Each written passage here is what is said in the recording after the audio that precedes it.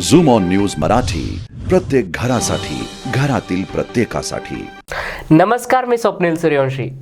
Zoom on news मध्ये आपल्या सर्वांचं स्वागत। बुलेटिनच्या सुरुवातीला एक नजर हेडलाईन्सवर।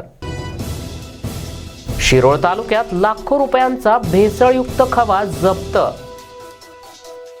अजित पवार बनवाबनवी आणि फसवाफसवी थांबवा, किरीट सोमय्या यांचं विधान। अमरावतीच्या वरुड तालुक्यातील रोशनखेडा येथे आयसर ट्रकची ऑटोला धडक। मुलुंडच्या पळस आदिवासी पाड्यात साजरी केली दिवाळी। धुळे कारागृहात रंगली पहाट पाडव्याची मैफिल। आता पाहूयात सविस्तर बातम्या। शिरोळ तालुक्यामध्ये FDA विभागानं लाखो रुपयांचा भेसळयुक्त खवा जप्त केलाय। Shivratna milk and milk product कंपनीतून 11,37,000चा तर Amwa milk and milk agro product कंपनीतून 3,70,000चा साठा जप्त करण्यात आलाय। गणेश मिल्क प्रोडक्ट या कंपनीत केलेल्या कारवाईत जवळपास 3 लाखांचा खव्याचा साठा हा जप्त करण्यात आलाय। या कारवाईमुळे लोकांच्या आरोग्यासोबत सुरू असलेल्या वाईट खेळाचा पर्दाफाश हा शिरोळ तालुक्यात झालेला आहे। यामुळे शिरोळ तालुक्यात एकच खळबळ उडाली आहे।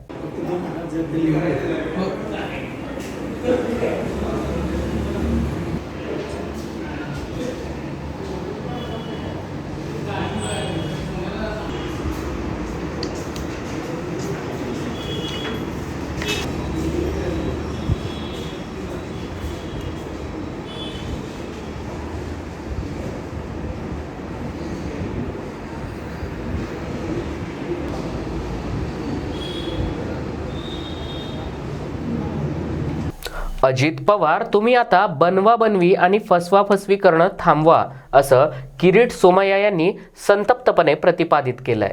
अजित पवार यांच्यावरील आयकर विभागानं केलेल्या कारवाईनंतर किरीट सोमय्या यांनी काही विधानं केली आहेत। त्यांनी म्हटलंय की अजित पवार यांचे नरिमन पॉइंट निर्मल बिल्डिंग कार्यालय आणि अजित पवार यांच्या आई, पत्नी, बहिणी, जावई यांच्या मालमत्ता जप्त केल्या आहेत। आता काँग्रेसने मला सिव्हिल आणि क्रिमिनल डिफेमेशनच्या नोटीस दिल्या, स्वागत करतोय। यापूर्वी रवींद्र वायकर, अनिल परब, हसन मुश्रीफ, प्रताप सरनाईक, जितेंद्र आव्हाडांचे सहयोगी संजय राऊत अनेकांनी नोटीस दिल्या, केसेस दाखल केल्या। आम्ही त्याला घाबरणार नाही, महाराष्ट्राला भ्रष्टाचार मुक्त करणार। जलालखेडा येथून वरुडकडे येत असलेल्या ऑटोला मागून येणाऱ्या आयसर कंपनीच्या ट्रकनं जोरदार धडक दिली। यामध्ये ऑटोमधील चालक हा बाहेर फेकल्या गेल्यानं ऑटो ही विनाचालक वेअर हाऊसवर जाऊन धडकली होती। ही धडक इतकी मोठी होती की एका प्रवाशाचा घटनास्थळीच मृत्यू झाला, तर एकाचा ग्रामीण रुग्णालयामध्ये दुर्दैवी मृत्यू झालाय। ऑटोमध्ये 8 प्रवासी असल्याचं बोललं जात आहे। तसेच जखमींना जिल्हा रुग्णालयामध्ये उपचारासाठी दाखलही करण्यात आलं होतं। Aniruddha Ugale, zoom on news, Amravati. Mumbai पोलिसांनी आज मुलुंडच्या पळस आदिवासी पाड्यात जाऊन दिवाळी साजरी केली आहे। कोरोनामुळे गेल्या 2 वर्षांपासून या पाड्यांमध्ये वास्तव्य करणाऱ्या नागरिकांनी पुढे रोजगाराचा प्रश्न उपस्थित झाला होता। केवळ जंगलात पिकवणाऱ्या भाजीपाल्यावर त्यांचा उदरनिर्वाह हा सुरू होता। अशातच विद्यार्थ्यांसमोर शैक्षणिक समस्या देखील उपस्थित होत्या। अशा परिस्थितीमध्ये यंदाची दिवाळी ही आदिवासी बांधवांसाठी गोड जावी म्हणून मुंबई पोलिसांनी मुलुंडच्या आदिवासी पाड्यात भेट देऊन या पाड्यातील विद्यार्थ्यांना शैक्षणिक साहित्य तसेच सायकल देऊन दिवाळी साजरी केली आहे। यावेळी परिमंडळ 7चे पोलीस उपायुक्त प्रशांत कदम यांनी या विद्यार्थ्यांशी संवाद देखील साधलाय। सोबतच पाड्यातील नागरिकांना भेडसावणाऱ्या समस्यांचा आढावाही घेतलाय। स्वतः पोलीस अधिकारी हे आदिवासी पाड्यात येऊन दिवाळी साजरी करत असल्यानं या पाड्यामधील लहान मुलांमध्ये देखील उत्साहाचं वातावरण पाहायला मिळालं होतं। माननीय पोलीस आयुक्तांच्या सूचना होत्या की समाजभूमिक असं पोलिसांचं काम असावं। त्याच अनुषंगाने आम्ही आज पळसपाडा आदिवासी जे काही मुलं आहेत त्यांच्याबरोबर आज मुलुंड पोलिसांच्यातर्फे दिवाळी साजरी केली। खूप वेगळ्या पद्धतीचं हे अनुभव होता की जे आदिवासी मुलं आहेत त्यांच्याबरोबर ही दिवाळी आम्ही त्यांना जे काही अपेक्षित शैक्षणिक साहित्य होतं त्याचं त्यांना वाटप केलं आणि दिवाळीचा काही फराळ दिला। पण एक वेगळा अनुभव आम्हाला होता। आजच्या दिवाळीच्या निमित्त आम्ही हेच मनोकामना व्यक्त करतो की त्यांची शैक्षणिक प्रगती व्हावी आणि त्यांचं भविष्य उज्ज्वल व्हावं, हीच दिवाळीची त्यांना खरी भेट असेल। आणि आम्ही त्यांच्या काही जे सूचना होत्या पोलिसांच्या संदर्भातल्या किंवा अन्य काही बाबींच्या संदर्भात त्या समजून घेतल्या आणि मुंबई पोलिसांतर्फे माननीय पोलीस आयुक्त माननीय जॉईंट CP सरांच्या वतीने आम्ही त्यांना सर्वतोपरी मदत करू आणि त्यांच्या जे भविष्यासाठी आम्ही त्यांना मदतीसाठी कायम त्यांच्या मागे उभे राहू. धुळे जिल्हा कारागृहामध्ये कारागृह अधीक्षक पेट्रोस गायकवाड यांच्या मार्गदर्शनाखाली अनेक चांगले उपक्रम राबवण्यात येत असतात. कारागृहातील बंदिवानांसाठी चांगल्या दर्जाचं जेवण असेल, त्यांच्या आरोग्याची काळजी घेण्यासाठी हॉस्पिटल असेल, तसेच नुकतेच रोटरी क्लब आणि जवाहर फाउंडेशनच्या मदतीनं धुळे जिल्हा कारागृहामध्ये डेंटल क्लिनिक सुरू करण्याचा राज्यातील पहिलाच मान हा धुळे जिल्ह्यातील कारागृहाला मिळाला आहे. दिवाळीच्या पार्श्वभूमीवर आज कारागृहातील कैद्यांसाठी पहाट पाडवा या कार्यक्रमाचं आयोजन करण्यात आलं होतं. या कार्यक्रमामध्ये गाण्यांची चांगलीच मैफिल रंगली. गजेंद्र पाटील यांनी आपल्या मधुर आवाजानं कैद्यांना मंत्रमुग्ध केलं. यावेळी पेट्रोस गायकवाड यांच्या मार्गदर्शनानं आणि इंजिनियर पराग अहिरे आणि युवा उद्योजक सारांश भावसार यांच्या प्रयत्नानं कैद्यांसाठी पहाट पाडव्याच्या कार्यक्रमाचं आयोजन करण्यात आलं होतं. ते अधीक्षक म्हणून कार्यभार करत असताना या कारागृहाचा एक कुटुंब प्रमुख म्हणून आम्ही वेगवेगळ्या प्रकारचे उपक्रम या कारागृहात मी आणि माझी टीम राबवतो आहोत. माझ्या टीमने असा निर्णय घेतला की आणखी एक दिवाळीनिमित्त आपल्या बंद्यांना एक दिवाळी पहाट कार्यक्रमाचं आपण आयोजन करू, जेणेकरून बंद्यांना आपल्या महाराष्ट्रातील दिवाळी हा अतिशय धार्मिक सांस्कृतिक धरोहर असलेला जो सण आहे त्याचं महत्त्व वाटून बंद्यांना आपण आपल्या कुटुंबात नाही ही जाणीव होऊ न देता त्यांना आपण आपल्या कुटुंबातच आहोत याची भावना निर्माण करण्यासाठी आम्ही माननीय देवपूरकर सरांना विनंती केली की दिवाळीच्या निमित्त दिवाळी पहाट कार्यक्रम आम्ही आपल्या कारागृहात घेण्यात यावा. त्या विनंतीचा मान ठेवून माननीय देवपूरकर सरांनी आजच्या दिवशी दिवाळी पहाट कार्यक्रम आयोजित केला. याच्यामध्ये बंद्यांसाठी भूपाळी, पहाटेचे भक्तिगीत, भावगीतं, सुगम संगीत अशा सर्व गीतांचा कार्यक्रम बंद्यांसमोर सादर केल्यामुळे बंद्यांच्या सर्वांच्या चेहऱ्यावर हास्य फुलले. त्यांच्या अंतर्मनातील दुःख दूर होऊन कुटुंबाची जाणीव न होता आपण कारागृहात असूनही आपल्या कुटुंबात आहोत याची त्यांना जाणीव झाली.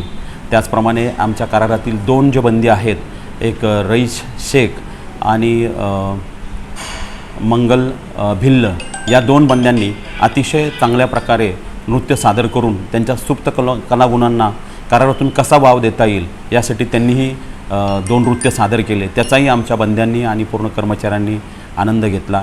आज हा दिवाळीचा जो कार्यक्रम दिवाळी पहाट कार्यक्रम झाल्यामुळं आमच्या कारागृहामध्ये दिवाळी पहाट कार्यक्रमाच्या निमित्ताने एक आनंदमयी वातावरण, स्फूर्तिदायी वातावरण बंद्यांच्या चेहऱ्यावर दिसत होतं. अशा प्रकारे दिवाळी पहाटच्या कार्यक्रमानिमित्त आज कारागृहातील सर्व वातावरण दिवाळीमय झालं होतं. या शुभेच्छा.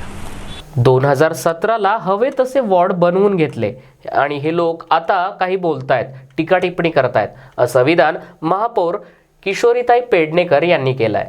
महापौरांनी यावेळी म्हटलंय की भाजप हे विनाकारण खोटे आरोप करत आहे. निवडणूक आयोग हा स्वतंत्र विभाग आहे, त्याला स्वतःची कामाची प्रणाली देखील आहे. ते कोणाचं प्रेशर घेत नाही आणि 2017ला हवे तसे वॉर्ड बनवून घेतले होते तेव्हा शांत होते हे लोक आणि आता हे काही बोलतायत. महापौर किशोरीताई पेडणेकर यांनी असं म्हटलंय, आम्ही 2017ला निवडणूक लढवून जिंकलो. आयुक्त अधिकाऱ्यांना घेऊनच काम करत असतात, अधिकाऱ्यांशिवाय हे काम करत नाहीत. विरोधकांना अशा पद्धतीने आरोप करण्याचा अधिकार नाही, कारण पाणी वाटप काय तिथे काय आम्ही कोण जाऊन बसत नाही. आम्ही स्वतः आमचे स्थायी समिती अध्यक्ष यशवंत जाधव हे जर आम्ही जर जाणून बुजून तर त्याने ती तहकुबी मांडायला दिली नसते. याचा अर्थ बिनबुडाचे आरोप करणं हा विरोधकांचं काम आहे. ऐन दिवाळीत मी त्यांनाही शुभेच्छा देते की किमान दिवाळी सगळ्यांनी मिळून आपण छान एन्जॉय करूया, कारण कोविडनंतर ही पहिली दिवाळी आहे की थोडंसं मोकळं होऊन आपण करतो आहे. त्यामुळे उगाच आरोप प्रत्यारोप करण्यापेक्षा वास्तव काय आहे, खरं काय आहे त्याच्या मुळापर्यंत जाऊया आणि ते संपूर्ण मुंबईकरांना पाणीपासून वंचित राहणार नाही ह्याची मिळून सगळ्यांनी काळजी घेऊया. त्यामुळे विरोधकांचे आरोप हे बिनबुडाचे आहेत. कोणाची प्रतिमा एका कामामुळे मलिन होत नाही. संपूर्ण मुंबईकर आपला नगरसेवक आपलं वॉर्ड याच्यामध्ये प्रतिमा ऑलरेडी तयार असते. त्याला अशा एका कारणाने ब्रेक होऊ शकत नाही, कारण मी एक लोकप्रतिनिधी आहे. त्यामुळे बिनबुडाचे आरोप करणं थांबवा. आज महापौर म्हणून सगळ्या विरोधकांना पण मी दिवाळीच्या सदिच्छा शुभेच्छा देते. आरोग्यदायी दीर्घायुष्य चिंतिते आणि चांगल्या विचारांनी पुढे येऊया. शेतकरी विकास पॅनलच्या माध्यमातून भाजपा जिल्हा बँकेची निवडणूक ही स्वबळावर लढवणार असं पृथ्वीराज देशमुख यांनी म्हटलं आहे. भाजपा जिल्हाध्यक्ष पृथ्वीराज देशमुख यांनी असं म्हटलंय. जिल्हा बँकेच्या निवडणुकीच्या हालचाली वाढलेल्या असताना राष्ट्रवादी, काँग्रेस आणि शिवसेना या तिन्ही पक्षांमध्ये महाविकास आघाडी पॅनलद्वारे निवडणूक लढवण्यावर सोमवारी शिक्कामोर्तब झालं. त्यानंतर भाजपच्या कोअर कमिटीची बैठक संपन्न झाली. या बैठकीत जिल्हा बँकेची निवडणूक ही स्वबळावर लढवण्यावर शिक्कामोर्तब करण्यात आलं होतं. शेतकरी विकास पॅनलच्या माध्यमातून भाजपा जिल्हा बँकेच्या मैदानात उतरली आहे. त्यामुळे पालकमंत्री जयंत पाटील यांच्या प्रयत्नांना खो बसलाय. जे कोणी नाराज इच्छुक असतील त्यांना सोबत घेऊन निवडणूक लढवणार असल्याची माहिती देखील भाजपा जिल्हा अध्यक्ष पृथ्वीराज देशमुख यांनी यावेळी दिली आहे. आज सांगली जिल्हा भारतीय जनता पार्टीची कोर कमिटीची बैठक या ठिकाणी झाली. या बैठकीमध्ये जिल्हा मध्यवर्ती बँकेच्या निवडणुकीच्या संदर्भामध्ये सगळी चर्चा झाली. जवळजवळ 81 उमेदवारांच्या मुलाखती आम्ही 21 जागांसाठी घेतल्या आणि आम्ही शेतकरी विकास आघाडी म्हणून आम्ही निवडणूक लढवण्याचा निर्णय घेतलेला आहे. कुणाला सोबत घेणार का स्वबळावर निवडणूक लढवणार? जे आमच्या बरोबर येतील त्यांना आम्ही बरोबर घेणार. जिल्हा परिषदेचे राजीनामे आमच्याकडे आलेले आहेत. पुढची प्रोसेस सुरू आहे. उपाध्यक्षांचं म्हणणं आहे की आता मी राजीनामा दिला नाही, माझ्याकडे आलेला आहे. पोलीस स्टेशनला हक्काची जागा मिळावी म्हणून वरठी ग्रामपंचायतीनं पोलीस स्टेशनसाठी शासकीय जागा ही प्रस्तावित करून ठरावही घेतला. मात्र सदरील जागेवर अतिक्रमणधारकांनी डाका टाकत असल्याचा धक्कादायक प्रकार पुढे आलाय. अतिक्रमणधारकांनी सदरील जागेवर हल्लाबोल करीत खड्डे करून पायथ्याचं बांधकामही केलंय. सदर प्रकार हा परिसरात चर्चेचा विषय बनलाय. याबाबत वरठीच्या सरपंचांनी विविध विभागांना तक्रारही दिली आहे. विशेष म्हणजे मागील जवळपास 6 वर्षांपासून वरठी पोलीस स्टेशन ही भाड्याच्या इमारतीत आहे. पोलीस विभाग सातत्यानं पोलीस स्टेशनच्या इमारतीसाठी जागेची मागणी करत होते. जिल्ह्यात वरठी गाव हे अतिसंवेदनशील क्षेत्रात मोडतं. त्यामुळे 2015ला वरठी येथे पोलीस चौकीचं रूपांतर हे पोलीस स्टेशनमध्ये झालं. मोहाडी तालुक्यातील वरठी आणि करडी येथे एकाच दिवशी 5 नोव्हेंबर 2015ला दोन्ही पोलीस स्टेशनचं उद्घाटन हे तत्कालीन पालकमंत्री डॉक्टर दीपक सावंत यांच्या हस्ते करण्यात आलं. त्यावेळी प्रमुख उपस्थितीत माननीय खासदार नाना पटोले, मोहाडी तुमसर क्षेत्राचे आमदार चरण वाघमारे हे उपस्थित होते. उद्घाटनाच्या वेळी वरठी येथे पोलीस स्टेशनची स्वतःची इमारत नसल्यानं वरठी पोलीस स्टेशनचं उद्घाटन त्याच पोलीस चौकी असलेल्या भाड्याच्या खोलीत करण्यात आलं होतं. मात्र हे विलक्षण दिसत असल्यानं पालकमंत्री आणि तत्कालीन खासदार यांनी 6 महिन्यात पोलीस स्टेशनसाठी जागा उपलब्ध करून देणार असल्याचं आश्वासन दिलं होतं. मात्र आता 6 वर्ष उलटून देखील याकडे कुणीच लक्ष द्यायला तयार नाहीये. पुढे पोलीस विभागानं सातत्यानं जागेची मागणी केल्यानं जुलै 2015 मध्ये वरठी ग्रामपंचायतीनं गट क्रमांक 483/1 या जागेचा ठराव पोलीस विभागाला करून दिला. मात्र नंतरही ग्रामपंचायतीनं दबावापोटी ठरावही रद्द केला. तेव्हापासून पोलीस विभाग पोलीस स्टेशनची जागेची सातत्यानं मागणी करतोय. आता राज्यात आणि ग्रामपंचायतीमध्ये सत्ता बदल झालाय. त्यामुळं पुढाकार घेत वरठी ग्रामपंचायतीनं पुन्हा एकदा तीच मोग्याची गट क्रमांक 483/1 ही जागा वरठी पोलीस स्टेशन करिता प्रस्तावित केली आहे. यामध्ये एकूण जागेपैकी डॉक्टर बाबासाहेब आंबेडकर यांच्या विविध कार्यक्रमांची जागा वगळता उर्वरित जागा ही वरठी पोलीस स्टेशनला देण्यात यावी असा ठराव घेण्यात आलाय. मात्र सदरील जागेवर वरठी गावातील काही लोक हे अतिक्रमण करताना दिसून येत आहेत. मी विठ्ठलने वडलेले रहिवासी. वरठी ग्रामपंचायतीने जो 483/1 ही जागा पोलीस स्टेशनकरिता मंजूर केलेली आहे, ठराव घेतलेला आहे. तो खूप चांगला ठराव आहे. कारण वरठी पोलीस स्टेशन हा खूप दिवसापासून किरायच्या घरात असून तिथे जागा अपुरी पडते व पोलीसवाले हे जे ट्रक वगैरे यांच्यावर कारवाई करून जे पोलीस स्टेशनला जमा करतात ते रोडावरती उभे करतात. त्या रोडावर उभे असल्या कारणाने खूप सारे अपघात घडतात आणि घडू शकतात. म्हणून वरठी येथे शासनाची जी जागा आहे 483/1 त्या जागेवरती पोलीस स्टेशन बनवला तर खूप चांगला आहे. आणि गावाच्या मधोमध असल्या कारणानं गावामध्ये कुठेही गुन्हेगारी झाली तर पोलीस तात्काळ पोहोचू शकतो. वरठी ग्रामपंचायतीने जो ठराव घेतला आहे ते खूप चांगला आहे माझ्या मते. धन्यवाद. पवई IIT गेट समोर असलेल्या एका पडीक जागेमध्ये आज पहाटे 4 वाजताच्या दरम्यान भीषण अशी आग लागली होती.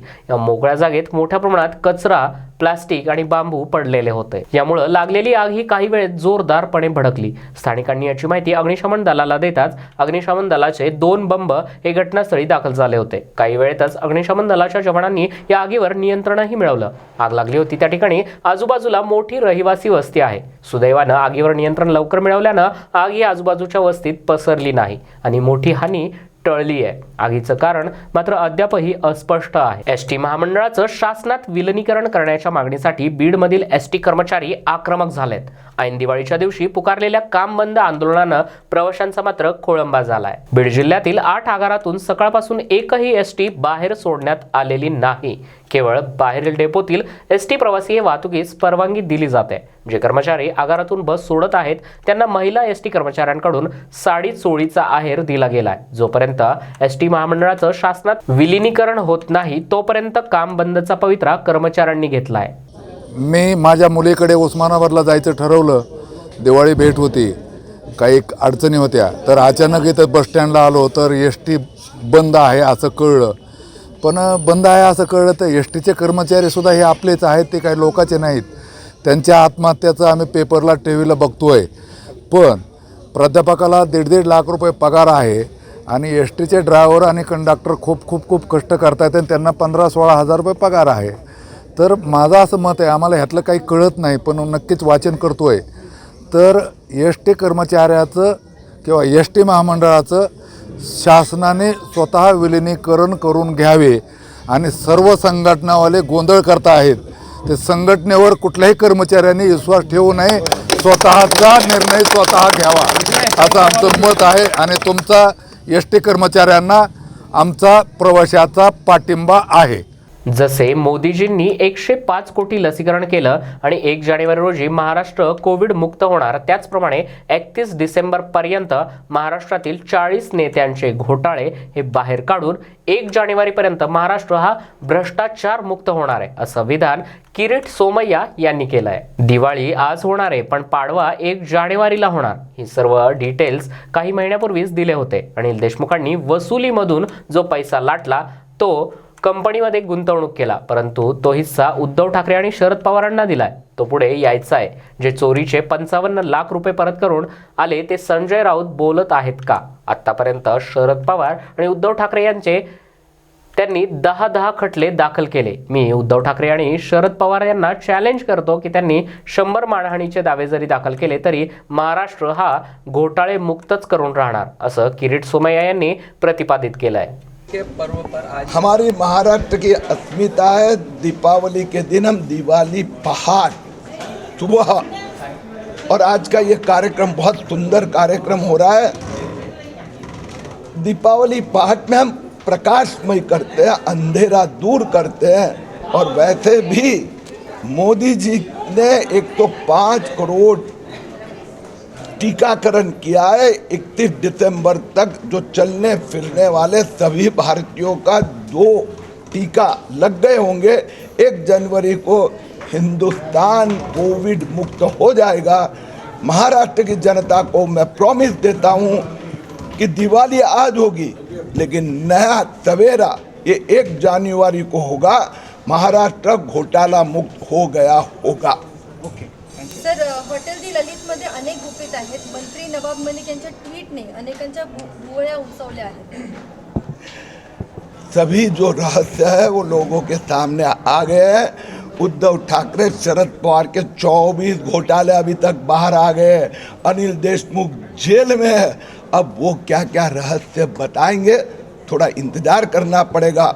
वसूली का जो पैसा आता था ठाकरे के साहब के हिस्से में जाता था या एनसीपी के, धीरे धीरे सब हिसाब बाहर आएगा. संजय राउत कहते हैं कि जिन्होंने आरोप किए उन पर संजय राउत कहते हैं जिन्होंने आरोप किए हैं उनके अरेस्ट की तारीख हम जारी करेंगे.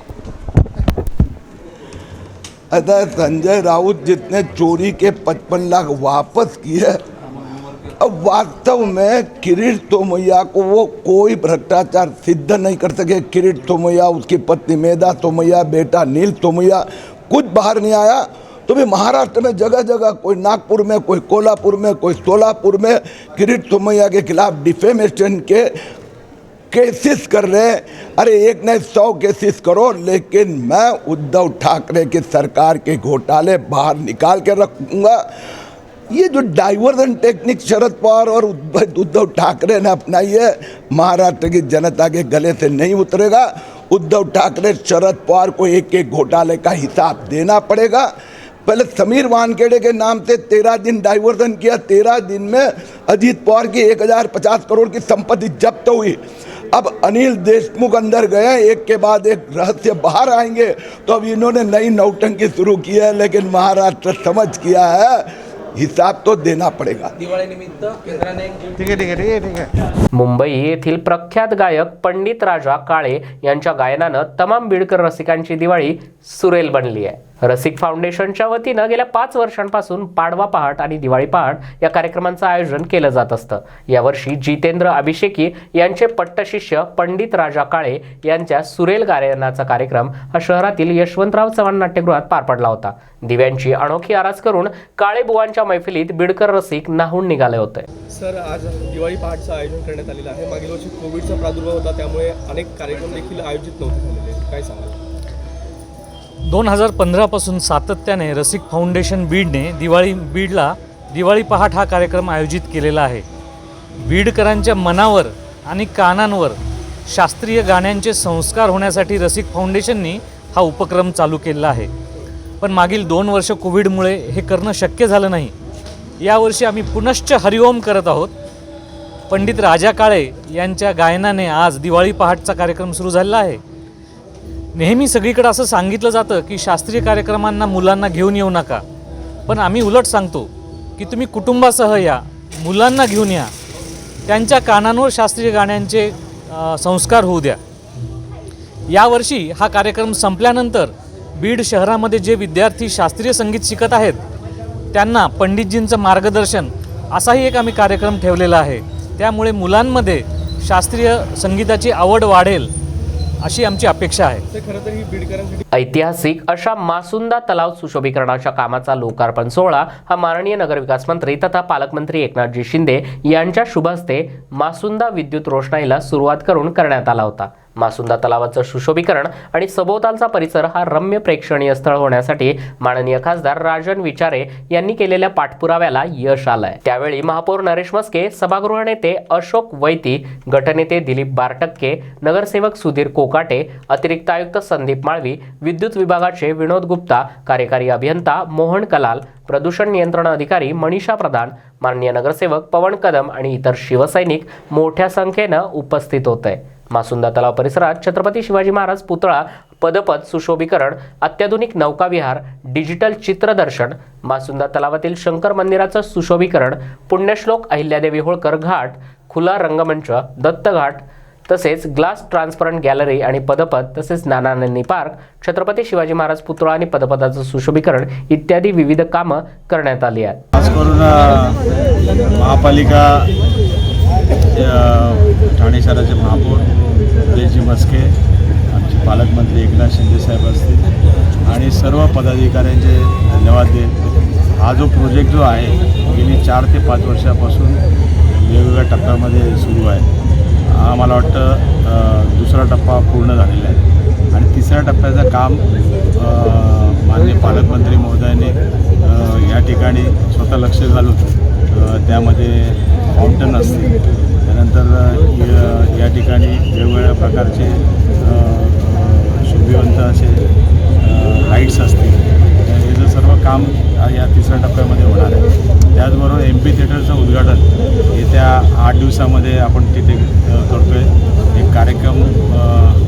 त्याचबरोबर त्याचं उद्घाटन माननीय पालकमंत्र्यांच्या हस्ते आपण करतो आहे आणि अशा पद्धतीने येत्या 6 महिन्यामध्ये हे संबंध मासुंदा तलावाचं जे राहिलेलं जे काम आहे हे आपण 6 ते 7 महिन्यामध्ये पूर्ण करतो। खासदार डॉक्टर श्रीकांत शिंदे यांच्या प्रयत्नानं प्रभाग ड मध्ये जागेच्या आरक्षणाचा तांत्रिक मुद्दा अखेर निकाली निघतोय।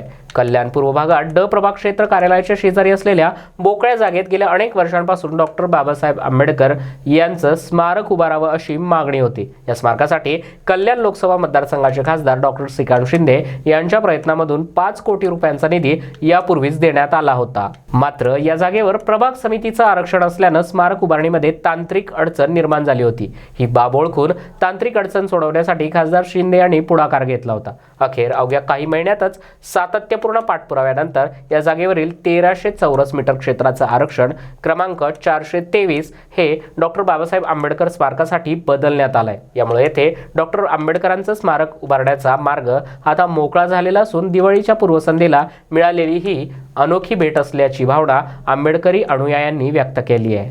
लोकसभेमधील कल्याण ड प्रभाग क्षेत्रामध्ये गेल्या कित्येक वर्षापासूनची लोकांची मागणी होती की डॉक्टर बाबासाहेब आंबेडकरांचं भव्य असं स्मारक व्हावं, पण याच्यामध्ये काही तांत्रिक अडचणी होत्या, निधीचा अभाव होता।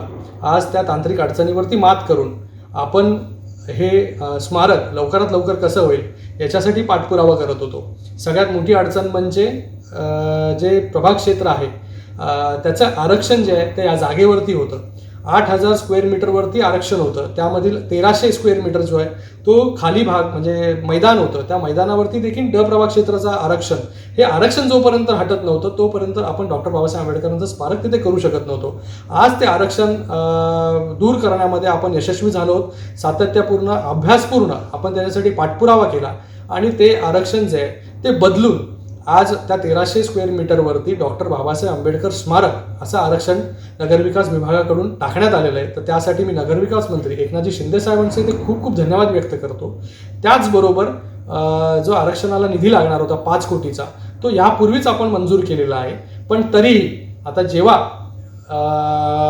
आरक्षण बदल झालेला आहे, निधी मंजूर झालेली आहे, तर याचा DPR आम्ही बनवून तयार ठेवलेला आहे। तर काही महिन्यातच आपण याची निविदा आता काढू आणि काही महिन्यातच याचं काम जे आहे स्मारकाचं हे सुरू होईल। पण याच्यानंतरही जर अधिकचा निधी लागला स्मारकासाठी तर हा निधी जो आहे तो नक्कीच आम्ही मंजूर करून इथे या ठिकाणी कल्याणमध्ये एक मोठं भव्य दिव्य स्मारक असं कशा प्रकारे उभं राहील याच्यासाठी नक्कीच पाठपुरावा जो आतापर्यंत करतोय तो पुढेही सुरूच राहील। पुन्हा एकदा मी सगळ्यांचा इथे धन्यवाद व्यक्त करतो की ज्यांनी या स्मारकासाठी पाठपुरावा केला आणि त्याचबरोबर मी मुख्यमंत्री उद्धवजी ठाकरे साहेब आणि त्याचबरोबर एकनाथजी शिंदे साहेब नगरविकास मंत्री यांचं खूप धन्यवाद व्यक्त करतो की आज त्यांच्या मार्गदर्शनाखाली त्यांच्यामुळे आज या ठिकाणी एक मोठं भव्य दिव्य स्मारक जे आहे हे कल्याण पूर्वेमध्ये होणार आहे। लोकल ट्रेनमध्ये बसून महिला प्रवासी या मोबाईलवर मेसेज पाहत होती। त्याचवेळी तिच्या हातातील मोबाईल हिसकावून चोरटा हा लोकल ट्रेन बाहेर पळाला। लोकल ट्रेन सुरू झाली, मात्र या चोरट्याला CCTVच्या साहाय्यानं कल्याण GRP पोलिसांनी अवघ्या 4 तासात बेड्या ठोकल्यात। शकील शेख असं या आरोपीचं नाव असून तो सराईत गुन्हेगार आहे। कल्याणच्या ठाणकरपाडा परिसरात राहणाऱ्या सोनाली दुराफे ही महिला टिटवाळामध्ये एका कंपनीत काम करते। आज सकाळी 10च्या सुमारास कल्याण रेल्वे स्थानकातून त्यांनी टिटवाळा लोकल ट्रेन ही टिटवाळ्याला जाण्यासाठी पकडली होती। सोनाली या लोकल ट्रेनमध्ये बसल्या आणि त्या मोबाईलवर काही मेसेज पाहत होत्या। गाडी सुरू होताच त्यांच्या हातातील मोबाईल हिसकावून एक चोरटा पसार झाला। लोकल ट्रेन ही शाळ रेल्वे स्थानकात पोहोचली आणि प्रवासी महिला सुमन या पुन्हा कल्याण GRP पोलीस ठाण्यात आल्या। त्यांनी मोबाईल हिसकावून चोरटा पळाला असल्याची तक्रारही दिली। वरिष्ठ पोलीस निरीक्षक वाल्मिक शार्दूल यांच्या विशेष मार्गदर्शनाखाली कल्याण GRP पोलिसांनी या प्रकरणाचा तपास सुरू केला। कल्याण स्थानकात लागलेल्या CCTVत तो दिसून आला आणि CCTVत दिसणारा व्यक्ती हा शकील शेख होता। तो शाळ येथे राहतो, तो सराईत गुन्हेगार आहे। पोलिसांनी CCTVच्या माध्यमातून शकीलला शोधून काढत त्याला अवघ्या 4 तासात बेड्या ठोकत चोरीला गेलेला मोबाईलसह मुद्देमाल हा जप्त केला आहे। आज सकाळी महिला प्रवासी जे आहेत त्यांना कल्याणवरून टिटवाळा जायचे, तर ते लोकल ट्रेनमध्ये बसलेत फलाट क्रमांक 4वर। बसल्यानंतर ते त्यांच्या मोबाईलमध्ये संदेश वगैरे बघत होते। त्या दरम्यान आरोपी जो आहे डब्यात घुसला आणि त्यांच्या हातातला मोबाईल हिसकून दुसऱ्या बाजूने दरवाजाच्या बाजूने उतरून गेला आणि पळून गेला। परंतु मीनवाईल लगेच ट्रेनसुद्धा सुरू झाली। त्या महिलांना खाली उतरताना आलं आणि त्यानंतर त्या शाळेला उतरल्या। शाळेतून पोलीस स्टेशनला आल्यानंतर त्यांनी तक्रार जसं आम्हाला कथन केलं तसं आम्ही तात्काळ DBचे पथक हे CCTV फुटेज चेक करण्यासाठी पाठवले। फुटेज चेक केल्यानंतर त्याचं ओळख पटली आरोपीची आणि तात्काळ आम्ही सापळा रचून आरोपीतास मुद्देमालासह 4 तासात अटक केलेला आहे आणि त्याला उद्या रोजी आम्ही कोर्टात प्रोड्यूस करणार आहोत। आपल्या माध्यमातून मी संदेश देऊ इच्छितो की तमाम रेल्वे प्रवाशांनी प्रवास करताना आपल्या स्वतःच्या सुरक्षतेची तसेच आपल्या साहित्य सामानाची विशेषतः मोबाईलची काळजी घ्यायची आहे. हा आरोपी कोण आहे काय याचं या आरोपीचं नाव शकील गफूर शेख आहे. याच्यावर पूर्वीचेही 5-6 गुन्हे दाखल आहेत. आता ते रेकॉर्ड चेक करायचं चालू आहे आणि त्याच्यावर आम्ही कारवाई करीत आहोत. खास करून हा महिलांना टार्गेट तसं तर सांगता येणार नाही, परंतु तो गुन्हेगार आहे ते आता आपल्याला नंतर तपासात निष्पन्न होईल. बुलेटिनच्या शेवटी पुन्हा एकदा एक नजर हेडलाईन्सवर. शिरोळ तालुक्यात लाखो रुपयांचा भेसळयुक्त खवा जप्त. अजित पवार बनवाबनवी आणि फसवाफसवी थांबवा, किरीट सोमय्या यांचं विधान. अमरावतीच्या वरुड तालुक्यातील रोशनखेडा येथे आयसर ट्रकची ऑटोला धडक. मुलुंडच्या पळस आदिवासी पाड्यात साजरी केली दिवाळी. धुळे कारागृहात रंगली पहाट पाडव्याची मैफिल. या होत्या दिवसभराच्या सविस्तर बातम्या. पुन्हा भेटूया पुढील बातमीपत्रात. तोपर्यंत पाहत राहा zoom on news. Zoom on news Marathi, प्रत्येक घरासाठी, घरातील प्रत्येकासाठी.